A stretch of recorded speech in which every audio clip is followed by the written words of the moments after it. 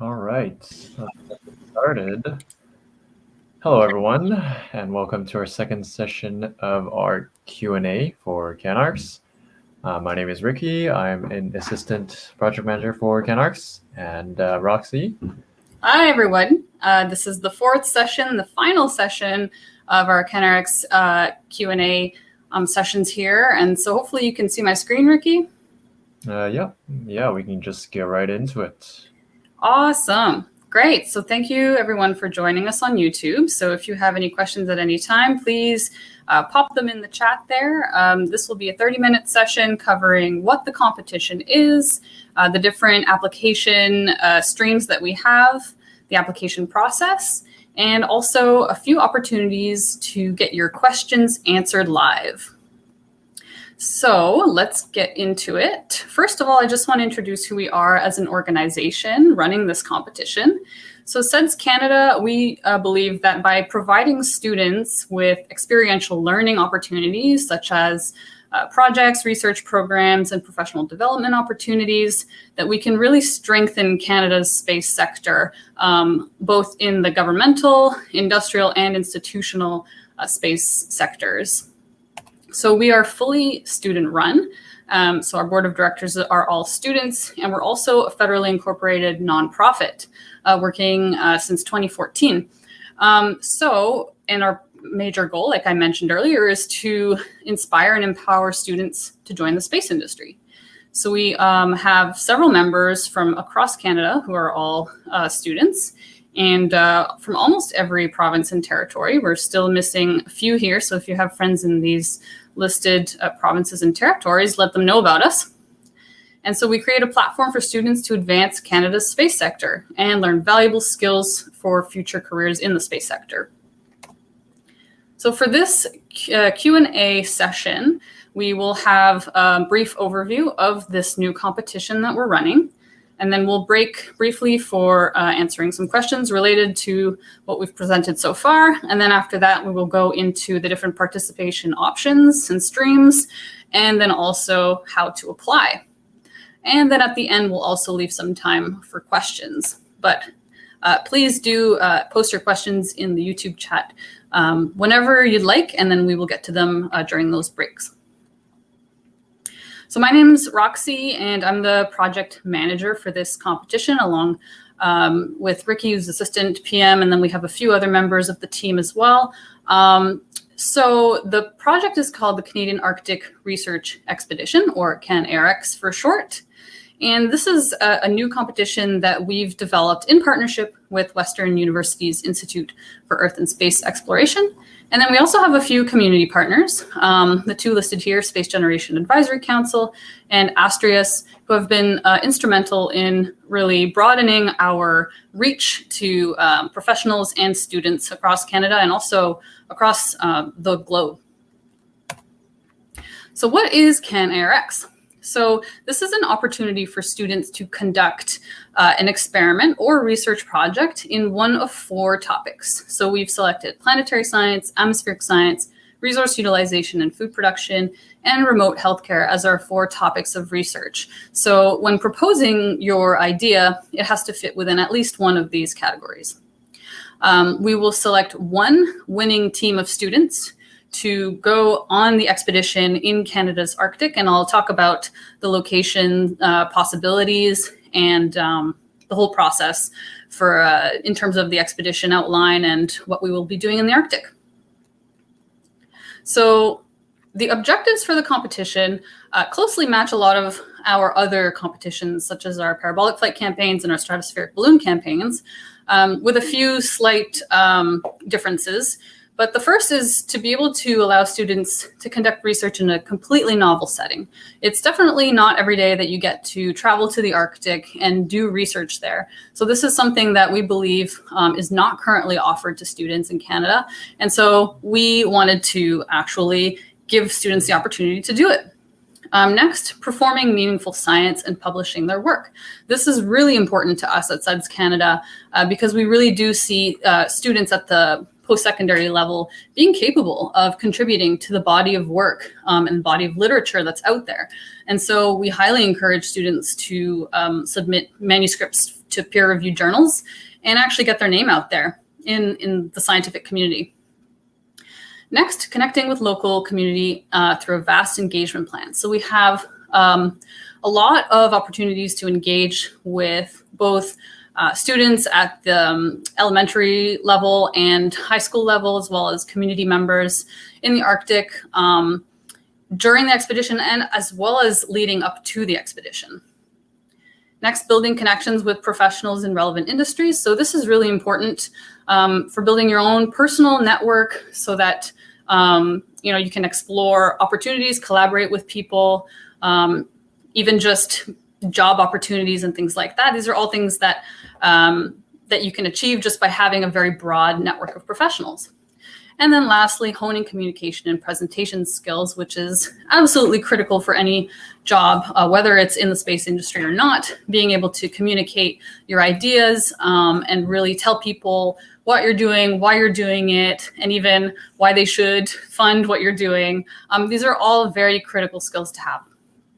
And lastly, it's worth mentioning that the Canadian Space Agency does have a very similar mandate right now. They are trying to build that highly qualified personnel that will, lead the way for Canada's space industry in the future. And so we are contributing to that mandate through this competition. In terms of where you could potentially be going if you are selected in this competition, there are 4 options. The first one is Kluane Lake Research Station, which is about a 2-hour drive from Whitehorse in the Yukon. And you can see the boundaries here on this map. This map is actually an interactive map. This is just a screenshot here, but if you go to our website, SEDS.ca/CAN-ARX, you can actually zoom into this and see more closely what the boundaries are of where you can potentially do your research. The second one here is Western Arctic Research Station in Inuvik, Northwest Territories. The third one is the Canadian High Arctic Research Station in Cambridge Bay, Nunavut. And lastly, the PCSB Logistics Hub in Resolute Bay, Nunavut. So you can only propose research within the boundaries of these 4 locations, which we've down selected after very, very careful consideration of proximity to communities and schools so that we can do outreach, as well as access to some fundamental things like high-speed internet, and also some research support as well. The timeline for this competition, we have proposal due date of July 18th, which is coming up very soon, after which there will be a 2-week period where SEDS-Canada and a panel of judges, experts in the field, will be reviewing the proposals and judging them and scoring them in order to select the winning team.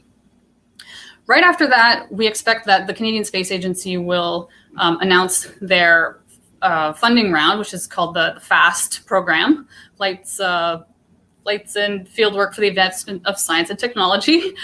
So this we expect to be released in July-ish. And so this is the funding mechanism that will allow us to fund the flights and accommodations and actual campaign elements, expedition elements in 2022. So along with the winning team, we will be applying to this funding mechanism.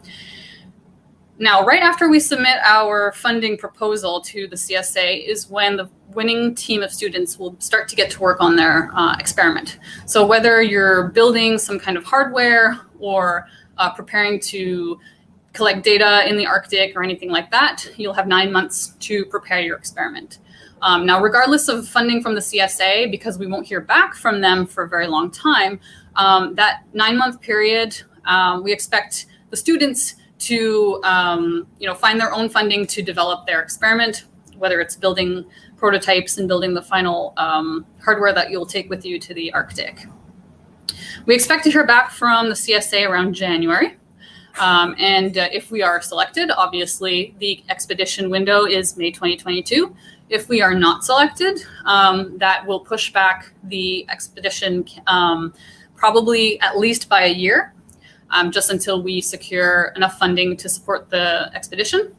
So this is an important factor, is that it's the May 2022 expedition window is really contingent on us getting this FAST grant from the Canadian Space Agency. Now, what you might be doing in the Arctic So this is sort of a tentative outline of the day-to-day activities. It's 2 weeks approximately, but depending on what the winning team is wanting to do in the Arctic, we may extend this, depending on the budget as well. But we will be bringing 6 members from the winning team of students. Now, your team can be composed of more than 6 people, but just keep in mind that due to budget constraints, we will only be taking 6 members of your team to the Arctic. We also will have a principal investigator who is the expedition leader from Western University, as well as SEDS-Canada members who will be managing more on the outreach side, but also the expedition itself. So after arrival, there will be orientation and safety training. So even if you've never had any fieldwork experience, we will be providing that. We also have a few days to prep the experiments. So likely when you transport your equipment to the Arctic, it'll be disassembled or require some work prior to going out into the field. So we've taken that into account. We have some field days planned. We also have a few days that are dedicated to lectures by community members in nearby communities, but also outreach to local schools, which is part of our engagement plan. More field days in week 2, some potentially data analysis time at the local research station, more outreach, and then departure. So this obviously is very contingent on what the winning team is proposing. So I will stop here briefly and just ask Ricky if maybe he saw any questions in the chat. And if not, we can choose some questions that have previously been asked or just continue on with the presentation. Yeah, sounds good. Yeah, so we do have a couple of questions here. They're pretty fairly simple questions, but the first one is, does the proposal need to be a Word doc and PDF, or would a Google Doc and PDF be okay? So for the proposal, we are asking everyone to submit a PDF. So just to avoid any potential, issues with different formatting and things like that, we find that PDFs are always the easiest way to send documents. So if it's too large, just make sure to export it as like a minimal size. Typically, that should be okay to email. If not, just contact us and we'll find an alternate solution. Yep.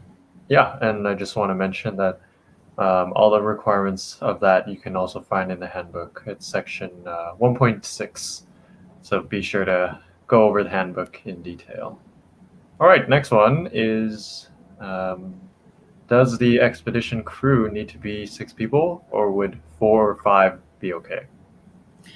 I mean, yes, that would be okay. That would certainly save us some funding for other things. I highly encourage you to bring 6 people just because of typically the complexity of experiments, even for our parabolic flight campaigns.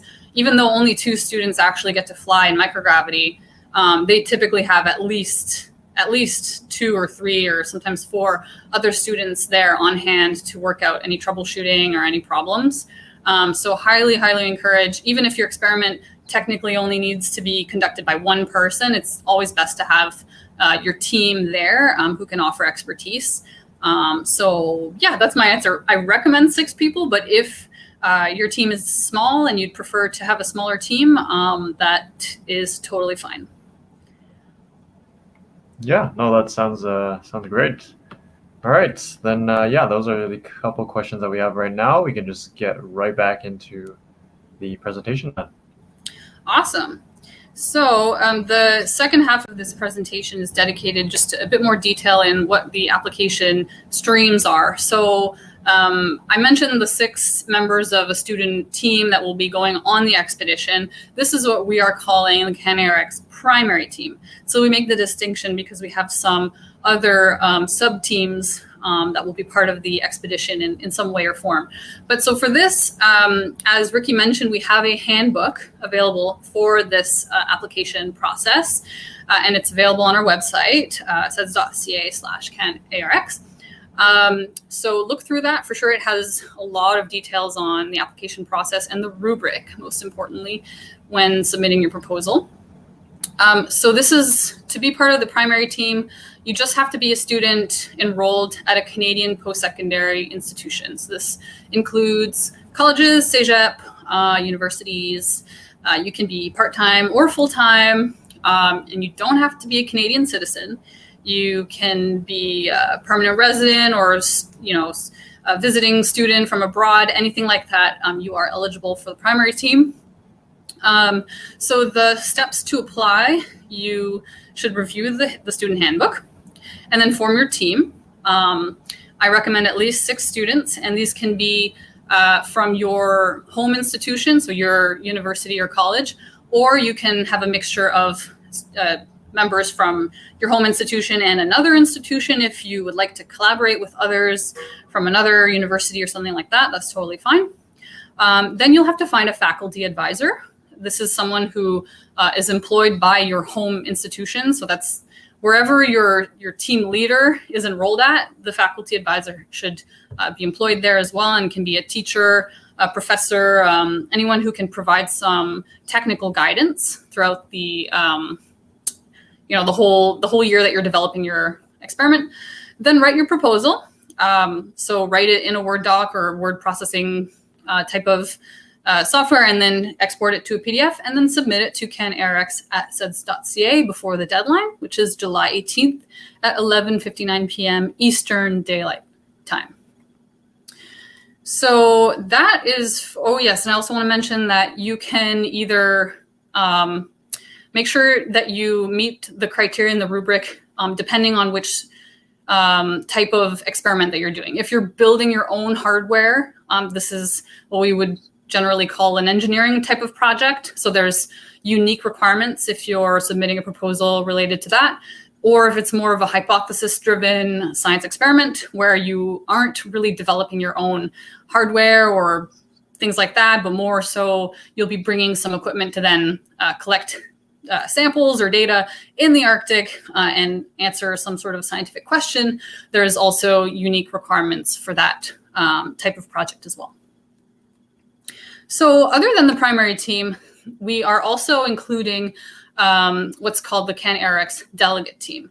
So this is to maximize the knowledge sharing and really maximize the Arctic's participation in the project development by including the delegate team within the larger framework of the primary team. So these are the delegate team will be composed of individuals who will be applying as individuals, and these can be students aged between 17 and 25 and who are living in the territories. So if you're current residents, you're full-time residents in the Yukon, Northwest Territories, or Nunavut, you are eligible to apply for the delegate team. And then you'll be assigned a project, like a subsystem of the primary team, and you'll be working remotely with the primary team to complete that subsystem. So I just included an example here where we have the CANARX primary team sort of at the top, and then those usually get divided into different subsections like mission systems, electronics and control. This would be sort of an engineering type of project, where the delegate team can then be given the role of taking on all the work related to 3D CAD modeling and simulations. So through regular meetings with the primary team, the delegate team would be in charge of delivering that.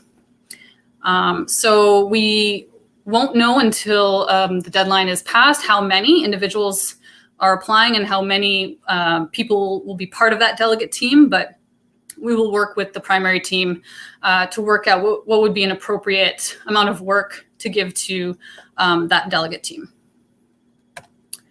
So the last option for participating in this campaign is our human health study. So this is sort of like a side project to the main objectives of the expedition. So this is one where we're looking for either graduate students or research scientists who already have a funded project where they're just looking for subjects working in remote and austere environments like the Arctic, participants and subjects to from which to collect data.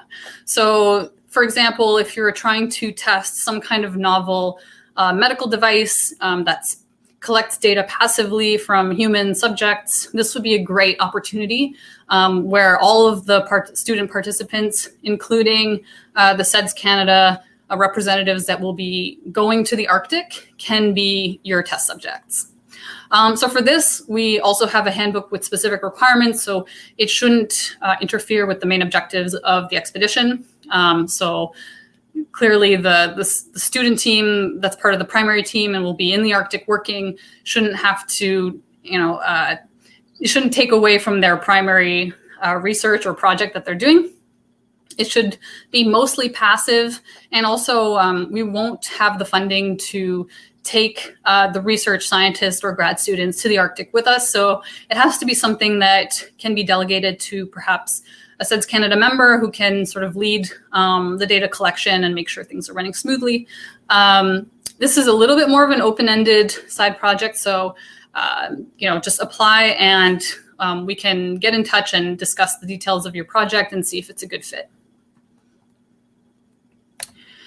So the details for each one of these streams are included in documents that we've made specifically for each one. So as I mentioned, the primary team has its own handbook that includes a very detailed description of exactly what's required for the proposal, what to expect throughout the development of your project, the milestones and deliverables that you'll be asked to provide, timelines, all those things. That's all included in the handbook, so please read that in detail.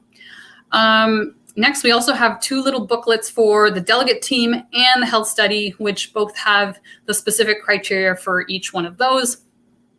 So please read those carefully as they have instructions for applying as well. The application process for the delegate team and the health study is through a Google form that you'll find on our website. That's here on the screen. So it's not as intricate and complex as the proposal that we're asking from the primary team. So check that out. And in terms of application tips for the primary team, I've said this before, make sure that you address all of the items in the rubric, which is in that handbook. So we're giving you all the answers to the test here. There's nothing hidden or anything like that. That rubric is exactly what we are going to be using to evaluate the proposals in a very fair manner. So make sure that you address each and every item in that rubric. For the delegate team, because it is a Google form and we're only asking a few questions about just making sure that you have the motivation to participate as a delegate team member, and you have the amount of time that you can dedicate to being part of the delegate team, and also some documentation like your CV and proof of residence in the Arctic. So just make sure to answer to the best of your ability. And then lastly, for the health study, we have a rubric for that as well that outlines the specific criteria for that. So just make sure to read the booklet related to the health study and make sure you address each point in the rubric. Also, when in doubt, ask a mentor or ask a friend or teacher or anything like that to review your application before you submit it. It's always great to have more eyes on your application who might be able to see things that you've missed. And if you've read through all the documentation and you still can't find an answer to your question, please do contact us at CANARX@SEDS.ca. So everything you need to apply to all three of these streams is on our website. The handbooks and booklets. We also have a few templates that you can directly download from our webpage. So things like if you're doing an engineering type of project, things like mass budget, power budgets, these are things that we're going to need to know. So use the templates that are on our website. Application forms for the delegate team and health study. Like I mentioned, there are Google forms which you can access through the website. And lastly, that interactive map of the 4 location options and a competition timeline can also be found on that website. So the deadlines are coming up pretty fast. So July 18th at 11:59 p.m. Eastern time. So folks on the West Coast, make sure to convert to Pacific time and don't hand in your submissions late. So July 18th. And if you have any other questions, please do send them to our email address listed here. And we also have a bit of time, I believe 5 minutes, to answer any more questions from YouTube. Yes. Okay. Yeah, right now I don't think there are any other questions from YouTube, so we can just go over some other frequently asked questions. The first one I would say is, on what basis do you judge applications? What are your evaluation criteria for choosing one team over the other? And is past experience in the Arctic considered advantageous? Right. Okay. So I'll answer that last part first. So you don't need any experience, whether it's even field work. So even if you've never worked in the field, we welcome your applications. This is an opportunity for you to gain that type of experience that you might not normally get. So definitely don't need any sort of Arctic experience or fieldwork experience. Now, in terms of judging criteria, the rubrics are laid out we actually modeled it off of the Canadian Space Agency's rubrics. And it's also a little bit inspired by our other competitions as well, where the science and the merit for going to the Arctic are really front and center in terms of the weight of that section. So make sure to really give proper explanations and rationales for why you need to go to the Arctic to do your experiment, and that you can't just get the same data from doing it in your backyard in Toronto, right? So scientific merit is a huge one for us. Technical merit as well. So is it feasible? Is it something that you can feasibly bring on a plane to the Arctic, and that won't damage the environment and won't, it will actually work? How confident are we that the student team can accomplish what they're aiming to do? We also have sections for things like project management. So this is, do you have the necessary team to achieve what you would like to do? In terms of skill set or just size of the team as well is something that we take into consideration. And then lastly, outreach. So how are you going to promote your project? How are you going to raise awareness of what you're doing and connect with members from your community or students who might want to get involved and things like that? So these are all things that we take into consideration at different weights for all of these things, but you can find the rubric in the handbook, and it gives very detailed, all of the weights, all of the grading schemes, all of that is all included in there. So check it out. Yep, couldn't have said it better myself. And we have another one from YouTube that just came in. So is it appropriate to collaborate with other researchers to borrow or rent their equipment or lab space? Can we outline these in the budget logistics part of the proposal? Yeah, so if you have resources that you can get from other researchers, then that can be provided as sort of in-kind contributions in your budget. So this will get your costs down. So we do evaluate the budget as well and take into consideration just feasibility of raising the amount of money that you would need. Most students will raise enough money just through their own university. But if your project requires, tens of thousands of dollars, then it might not be feasible. So having those types of in-kind contributions are great, and feel free to include letters of support from these folks as sort of an appendix in your proposal, and just make sure in your budget that you've attributed those costs to their in-kind support, so it basically zeroes out that cost for you. Yep. Yeah, just include whatever support you have in the budget, no matter what you think it is. And just be sure to, if it's kind of like an in-kind contribution, list it as an in-kind contribution. If it's financial, like monetary, cash, then please list it as that. And otherwise, if someone is kind of like a student or researcher that is pretty much on the team, you would just include them within your team and not as an in-kind contribution or something like that. Yeah, that's true. I forgot to mention that. That's important as well. Yeah. Yeah, I think that pretty much wraps it up.